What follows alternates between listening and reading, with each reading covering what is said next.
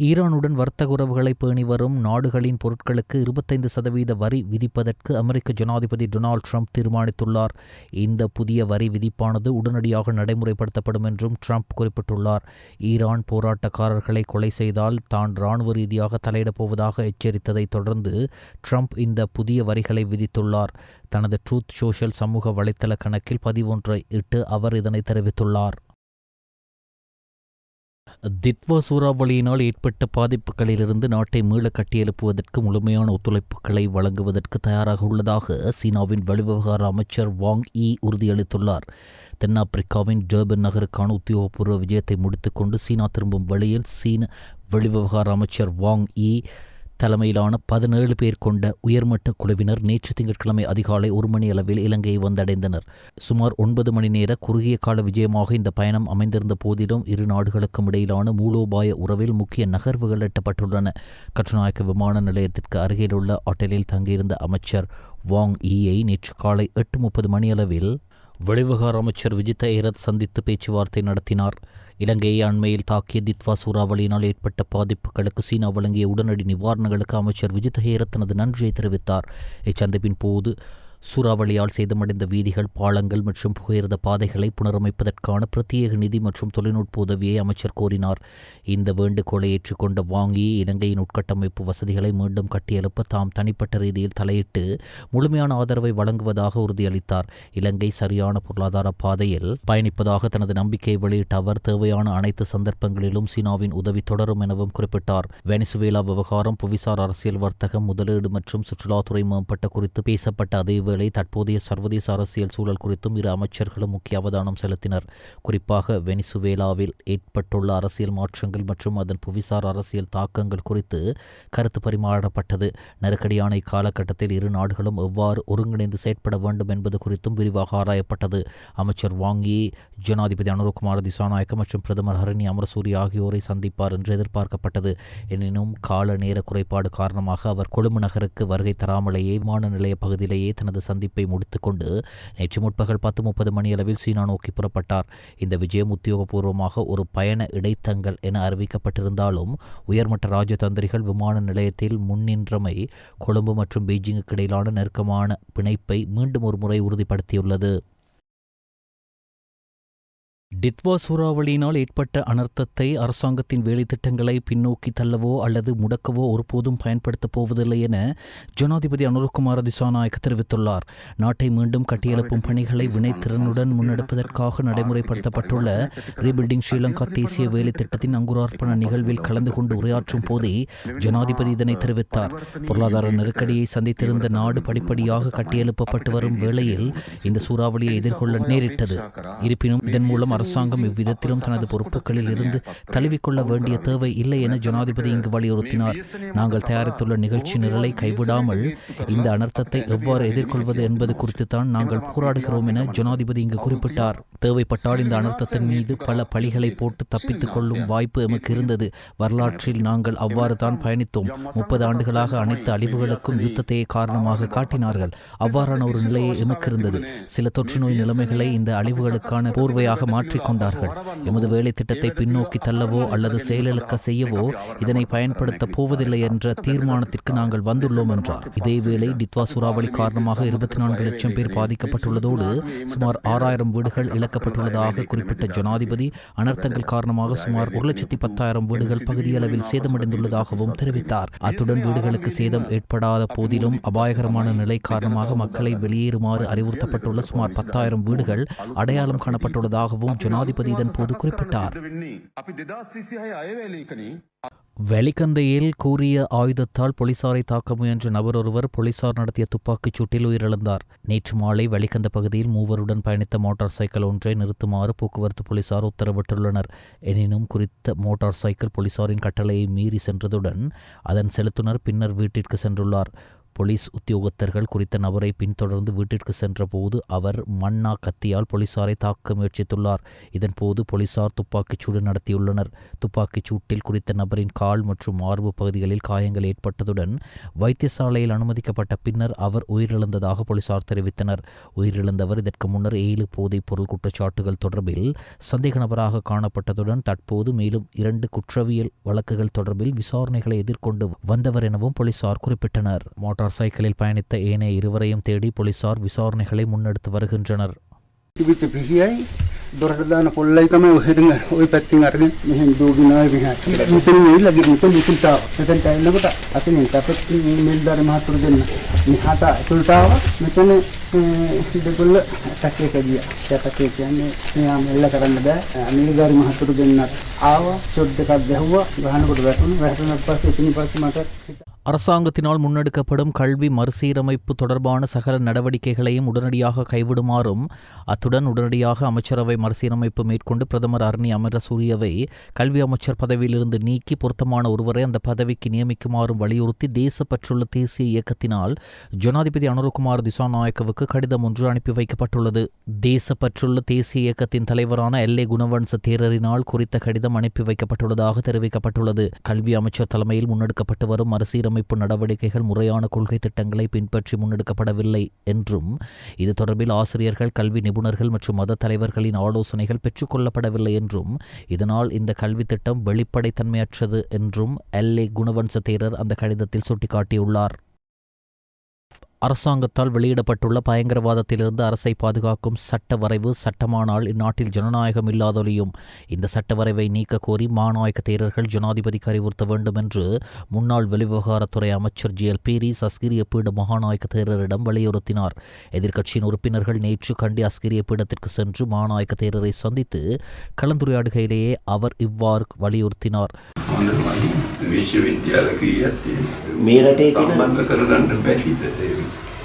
නරකයි කියන කොටස් නැති කරගෙන සංශෝධනයක් කරලා කළොත් අනුශාසනා කරොත් හොඳයි මේ සම්මුතියකින් මේ වගේ දේවල් කරන්න කියලා.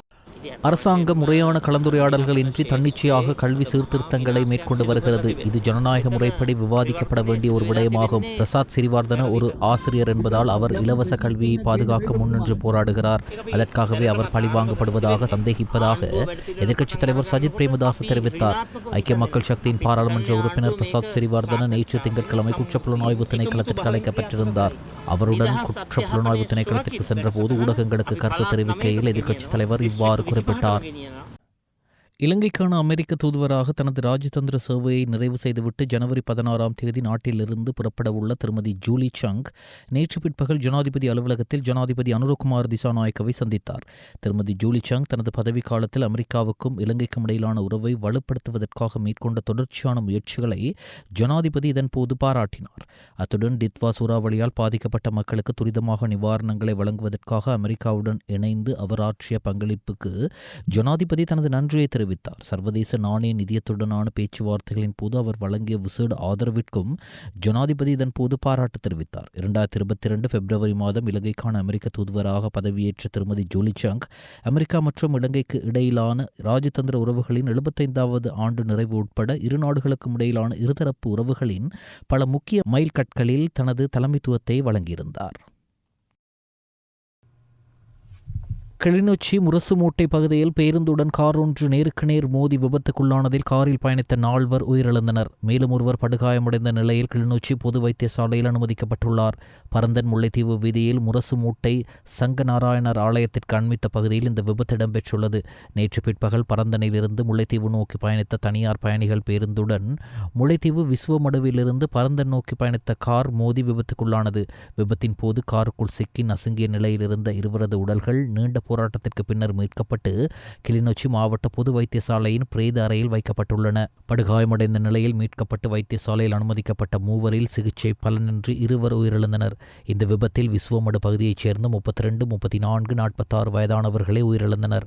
மற்றும் ஒருவர் படுகாயமடைந்த நிலையில் தொடர்ந்து சிகிச்சை பெற்று வருகிறார். கிளிநொச்சி போலீசார் விபத்து தொடர்பான மேலதிக விசாரணைகளை முன்னெடுத்து வருகின்றனர்.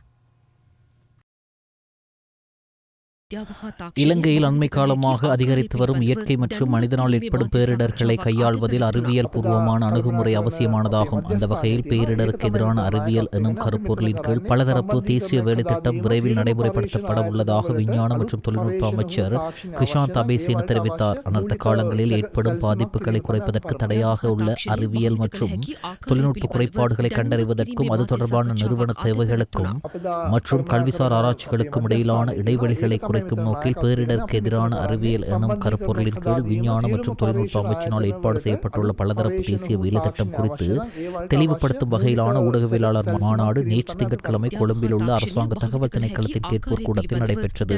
இதன்போது அமைச்சர் இதனை தெரிவித்தார்.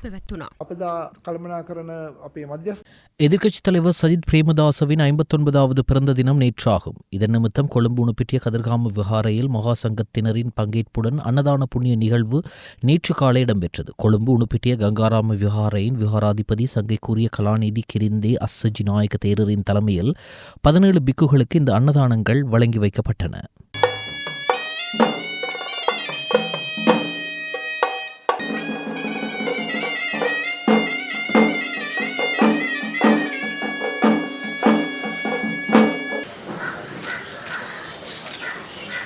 இந்த ஆண்டின் முதல் 8 நாட்களில் மொத்தம் 67,762 சுற்றுலா பயணிகள் நாட்டுக்கு வருகை தந்துள்ளதாக இலங்கை சுற்றுலா அபிவிருத்தி அதிகார சபை தரவுகள் தெரிவிக்கின்றன. இலங்கை சுற்றுலா அபிவிருத்தி அதிகார சபையினால் வெளியிடப்பட்டுள்ள தரவுகளின்படி இந்தியாவிலிருந்து மொத்தம் 11,367 சுற்றுலா பயணிகள் வருகை தந்துள்ளனர். இது மொத்த வருகையில் 17%. அத்துடன் இந்த ஆண்டின் முதல் சில நாட்களில் ரஷ்யாவிலிருந்து 8,425 பேரும், ஐக்கிய ராச்சியத்திலிருந்து 6,067 பேரும், ஜெர்மனியிலிருந்து 5,306 பேரும் மற்றும் 3,285 ஆஸ்திரேலிய பிரஜைகளும் இலங்கைக்கு வருகை தந்துள்ளனர். 2025 ஆண்டு ஜனவரி மாதத்தில் மொத்தம் 2,52,761 சுற்றுலா பயணிகள் நாட்டுக்கு வருகை தந்திருந்தனர். மேலும் இலங்கை சுற்றுலா அபிவிருத்தி அதிகார சபையின் தகவலின்படி கடந்த ஆண்டில் சாதனை அளவாக 23,62,521 வெளிநாட்டு பிரஜைகள் இலங்கைக்கு வருகை தந்துள்ளனர். கல்விக்கு கரம் கொடுக்கும் செயற்திட்டத்தின் கீழ் வளமான கொட்டகலையை உருவாக்குவோம் எனும் துணிப்பொருளில் கொட்டகல பிரதேச சபைக்கு உட்பட்ட 2,000 மாணவர்களுக்கான கற்றல் உபகரணங்கள் வழங்கும் நிகழ்வில் 2ஆம் கட்டமாக 500 மாணவர்களுக்கு கொட்டகல பிரதேச சபை உறுப்பினர் புஷ்பா விஸ்வநாதன் தலைமையில் கொட்டகல ஸ்ரீ முத்துவிநாயகர் தேவஸ்தான பிரதான மண்டபத்தில் ஞாயிற்றுக்கிழமை இடம்பெற்றது. தலவாக்கலில் இந்துள்ள நகரசபையின் முன்னாள் தலைவர் அசோக சேப்பால, கொட்டகல பிரதேச சபை உறுப்பினர்களான ரவீந்திரன், கண்ணதாசன், ரசிகா பீரிஸ் ஆகியோரும் 2வது கட்டமாக நடைபெற்ற இந்நிகழ்வில் ஹரிங்டன் தமிழ் வித்தியாலயம், ஸ்ரீ பெரக்கும் சிங்கள வித்தியாலயம் மற்றும் கொட்டகல பிரதேசத்திற்குட்பட்ட பாடசாலைகளில் கல்வி பயிலும் ரொசிட்டா ஹூட்டன் தோட்டங்களைச் சேர்ந்த 500க்கும் மேற்பட்ட மாணவர்களுக்கு கற்றல் உபகரணங்கள் வழங்கி வைக்கப்பட்டமை குறிப்பிடத்தக்கது.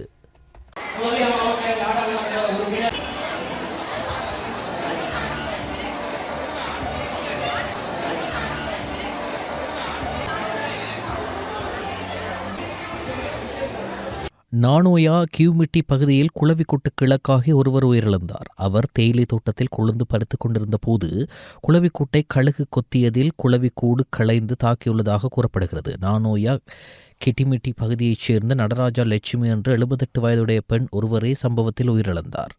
சடலம் நுவரெலியா பொது வைத்தியசாலையில் பிரேத பரிசோதனைக்காக வைக்கப்பட்டுள்ள நிலையில் இது தொடர்பான மேலதிக விசாரணைகள் முன்னெடுக்கப்பட்டுள்ளதாக போலீசார் தெரிவித்தனர். தைப்பூசத்தை முன்னிட்டு இலங்கையில் முதலாக சத்துரு சம்மார சஷ்டிவேல் பூஜை, திருக்கைலாய பரம்பரை, ஸ்ரீ கந்த பரம்பரை, சூரியனார் கோயில் ஆதின ஸ்ரீ காரியம் அருட்குருநாதர் தவத்திரு ஸ்ரீமத் சிவாக்கர தேசிக சுவாமிகள் தலைமையில் இந்து சமய கலாச்சார அலுவலர்கள் திணைக்களத்தின் வழிகாட்டலில் கொட்டகல வூட்டன் இல் ஸ்ரீ முத்துமாரியம்மன் தேவஸ்தானத்திலும் நடைபெறவுள்ளது. பிரணவ அறக்கட்டளை ஏற்பாட்டிலும் நடைபெறவுள்ளது. வேல் பூஜை சுவாமியின் அருளாசி உரையை தொடர்ந்து அறநெறி மாணவர்களின் கலை கலாச்சார நிகழ்வுகளும் சிறப்பாக செயலாற்றிய மாணவர்களுக்கு சான்றிதழ்களும் பரிசில்களும் வழங்கப்படுவதோடு சாதனையாளர்களுக்கு கௌரவிப்பு நிகழ்வுகளும் நடைபெறவுள்ளது. எனவே அனைவரையும் அன்போடு அழைக்கின்றனர். விஞ்ஞான தமிழ் அன்பர்களுடைய அனுசரணையினாலே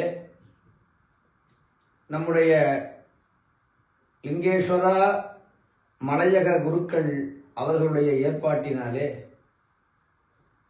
வழிநடத்துவதனாலே முதன்முறையாக நம்முடைய இலங்கை திருநாட்டில் ஹூடன் ஹில் கொட்டக்கலையிலே அமைந்திருக்கிற முத்துமாரியம்மனுடைய தேவஸ்தானத்திலே சத்ரு சம்ஹார வேல் பூஜை என்கிற வேல் வைத்து வழிபாடு செய்யக்கூடிய ஒரு பிரம்மாண்டமான முருகன் மாநாடு நம்முடைய பிரணவம் அறக்கட்டளையின் சார்பாக மிக சிறப்பாக நிகழ இருக்கிறது.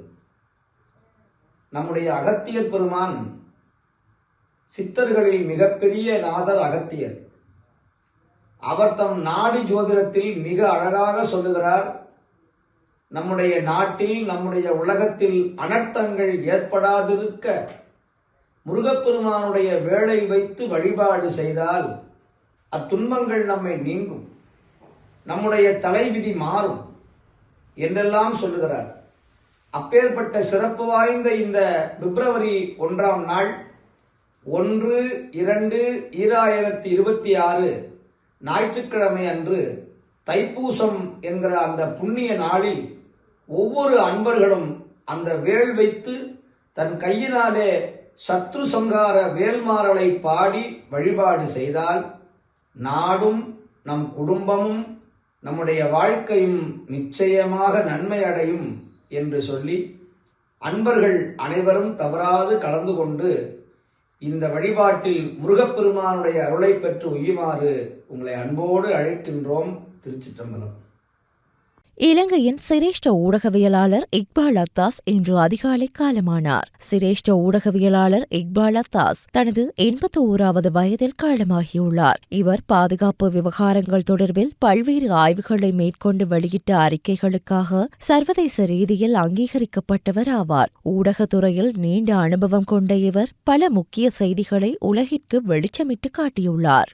தித்வா புயலுக்கு பின்னர் செயற்கைக்கோள் தரவுகள் மூலம் மேற்கொள்ளப்பட்ட ஆய்வுகளில் சுமார் 4800 மண் சரிவுகள் அடையாளம் காணப்பட்டுள்ளதாக ஆத்தர் சி கிளார்க் நிலையத்தின் பணிப்பாளர் நாயகம் குமாரி மீகஹகொடுவ தெரிவித்துள்ளார். அரசாங்க தகவல் திணைக்களத்தில் நடைபெற்ற ஊடகவியலாளர் சந்திப்பில் கலந்து கொண்டு அவர் இதனை தெரிவித்தார். தித்வா புயல் ஏற்பட்டதன் பின்னர் பெறப்பட்ட செயற்கைக்கோள் புகைப்படங்கள் மற்றும் தரவுகளை பயன்படுத்தி மண் சரிவு வரைபடமாக்கல் மேற்கொள்ளப்பட்டதாக அவர் கூறினார். அந்த வரைபடங்கள் பகுப்பாய்வு செய்தபோது ஊடகங்கள் வாயிலாக இதுவரை அறிவிக்கப்பட்டதை விடவும் மிக அதிக எண்ணிக்கையிலான மண் சரிவுகள் பதிவாகியுள்ளமை கண்டறியப்பட்டதாக அவர் குறிப்பிட்டார். செயற்கைக்கோள் புகைப்பட பகுப்பாய்வு மூலம் நாடு தழுவிய ரீதியில் மண் சரிவுகள் முழுமையாக வரைபடமாக்கப்பட்டதுடன் இதன் மூலம் மொத்த மண் சரிவு சம்பவங்களின் எண்ணிக்கை 4800ற்கு அருகில் இருப்பது தெரியவந்துள்ளது.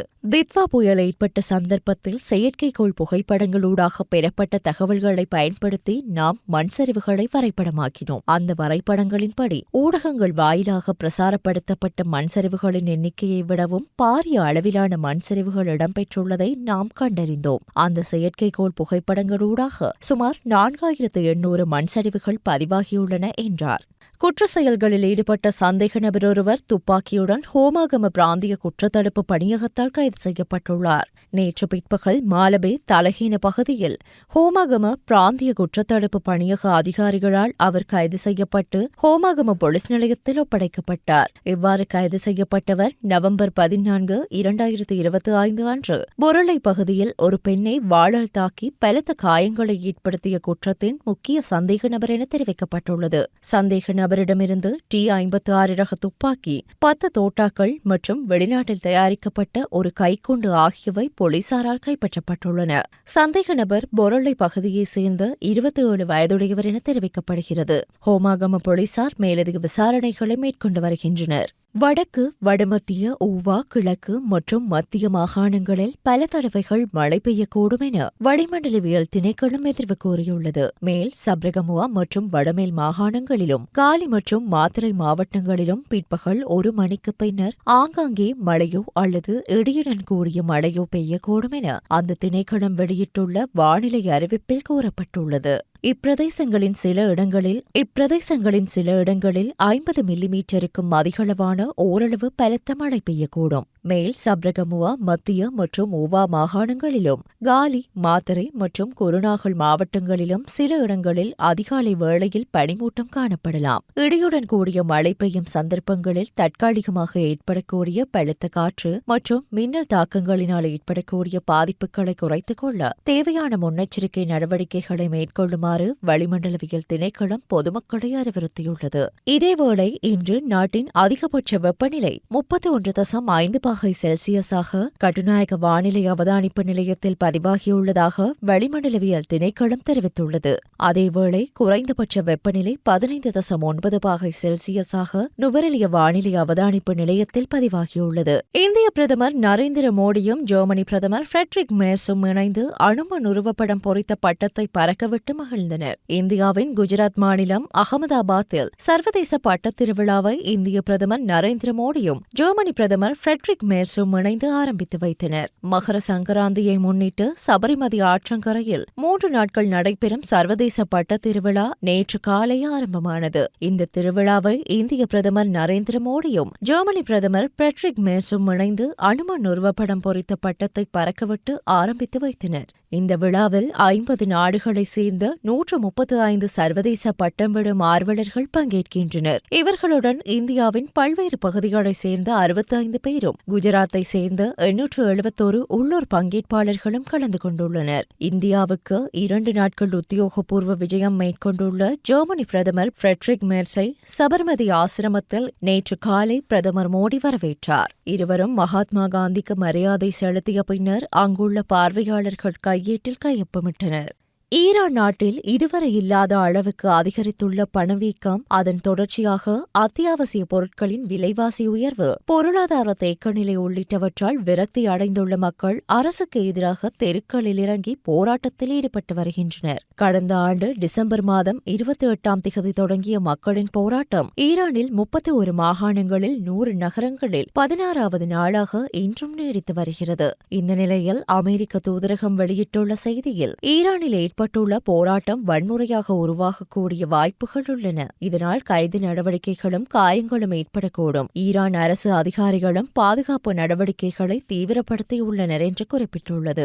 வீதிகள் முடக்கம், பொது போக்குவரத்து பாதிப்புகள் மற்றும் இணையதள முடக்கம் என்று எல்லாம் நடந்து கொண்டிருக்கின்றது. அதனால் அமெரிக்க குடிமக்கள் உடனடியாக முன்னெச்சரிக்கை நடவடிக்கைகளை எடுக்கும்படியும் தரைவழியே அர்மேனியா மற்றும் துருக்கி நாடுகளுக்கு செல்லும்படியும் அறிவுறுத்தல் வழங்கியுள்ளது. கரூரில் 41 பேர் பலியான சம்பவம் தொடர்பாக தமிழக வெற்றிக் கழக தலைவர் விஜயிடம் விசாரணை நடத்த சிபிஐ அதிகாரிகள் முடிவு செய்தனர். இதற்காக அவருக்கு சம்மன் அனுப்பினார்கள். அதில் நேற்று காலை 11 மணிக்கு டெல்லியில் உள்ள சிபிஐ அலுவலகத்தில் நேரில் ஆஜராக வேண்டும் என்று கூறப்பட்டிருந்தது. இதனையடுத்து தமிழக வெற்றிக் கழக தலைவர் விஜய் டெல்லியில் உள்ள சிபிஐ அலுவலகத்தில் நேற்று விசாரணைக்கு ஆஜரானார். அவரிடம் சிபிஐ அதிகாரிகள் 80க்கும் மேற்பட்ட கேள்விகளை கேட்டதாக தகவல் வெளியாகியுள்ளது. டெல்லி சிபிஐ அலுவலகத்தில் தமிழக வெற்றிக் கழக தலைவர் விஜயிடம் நேற்று நடந்த விசாரணை நிறைவு பெற்றது. சிபிஐ அதிகாரிகள் 4 பேர் தமிழக வெற்றிக் கழக தலைவர் விஜயிடம் மட்டும் தனியாக விசாரணை நடத்தியதாக தகவல் வெளியானது. இந்த நிலையில் தவிக தலைவர் விஜயிடம் இன்று நடைபெறுவதாக இருந்த சிபிஐ விசாரணை ஒத்திவைக்கப்பட்டுள்ளது. பொங்கல் பண்டிகைக்கு பிறகு விசாரணைக்கு ஆஜராவதாக விஜய் தரப்பில் வைத்த கோரிக்கைக்கு சிபிஐ அனுமதி அளித்துள்ளது. விசாரணைக்கு ஆஜராக வேண்டிய திகதி பின்னர் தெரிவிக்கப்படும் என்றும் சிபிஐ தரப்பில் தெரிவித்துள்ளனர். ஐசிசி T20 உலகக்கிண்ண தொடரில் பங்கேற்கவுள்ள பங்களாதேஷ் அணியின் போட்டி மைதானங்கள் மாற்றப்படுவதாக தகவல் வெளியான நிலையில் பிசிசிஐ செயலாளர் தேவஜித் சைக்கியா அதனை மறுத்துள்ளார். ஐசிசி ஆடவர் T20 உலகக்கிண்ண கிரிக்கெட் தொடர் பிப்ரவரி மாதம் 7ஆம் திகதி முதல் இலங்கை மற்றும் இந்தியாவில் ஆரம்பமாக உள்ளது. இந்த உலகக்கிண்ண தொடருக்காக அனைத்து அணிகளும் தீவிரமாக பயிற்சிகளில் இறங்கியுள்ளன. மேலும் தொடரில் பங்கேற்க இருக்கும் அணிகளையும் அந்தந்த நாட்டு கிரிக்கெட் சபை அறிவித்து வருகின்றது. இந்த நிலையில் பாதுகாப்பு காரணங்களுக்காக இந்தியாவுக்கு சுற்றுப்பயணம் மேற்கொண்டு உலகக்கிண்ண தொடரில் விளையாட பங்களாதேஷ் கிரிக்கெட் சபை மறுப்பு தெரிவித்தது சர்வதேச கிரிக்கெட்டில் சலசலப்பை ஏற்படுத்தியது. இந்த நிலையில் T20 உலகக்கிண்ண தொடரில் பங்களாதேஷ் அணி விளையாடும் போட்டிகள் சென்னை மற்றும் திருவனந்தபுரத்திற்கு மாற்றப்படவுள்ளதாக தகவல்கள் வெளியாகின. முன்னதாக பங்களாதேஷ் அணியின் போட்டிகள் கொல்கத்தாவில் உள்ள ஈடன் கார்டன்ஸ் மைதானத்திலும் மும்பையில் உள்ள வான்டே மைதானத்திலும் நடைபெறும் என்று ஐசிசி அறிவித்திருந்தது. ஆனால் பாதுகாப்பு காரணங்களுக்காக பங்களாதேஷ் அணியின் போட்டிகள் சென்னை மற்றும் திருவனந்தபுரத்திற்கு மாற்றப்படவுள்ளதாக கூறப்பட்டது. இந்த நிலையில் இந்த தகவலை பிசிசிஐ செயலாளர் தேவஜித் சைக்கியா மறுத்துள்ளதுடன் ஐசிசியிடம் இருந்து தங்களுக்கு அதுபோல் எந்த ஒரு தகவலும் தெரிவிக்கப்படவில்லை என்றும் கூறியுள்ளார். இதனால் தற்போது பங்களாதேஷ் அணி விளையாடும் போட்டிகள் வேறு மைதானத்திற்கு மாற்றப்படுமா அல்லது முன்பு அறிவிக்கப்பட்ட மைதானங்களில் போட்டிகள் நடைபெறுமா என்ற சந்தேகங்கள் ரசிகர்கள் மத்தியில் எழுந்துள்ளது. இதனால் சர்வதேச கிரிக்கெட் கவுன்சில் கூடிய விரைவில் இதுகுறித்து உத்தியோகபூர்வ அறிவிப்பை வெளியிடும் என்று எதிர்பார்க்கப்படுகிறது.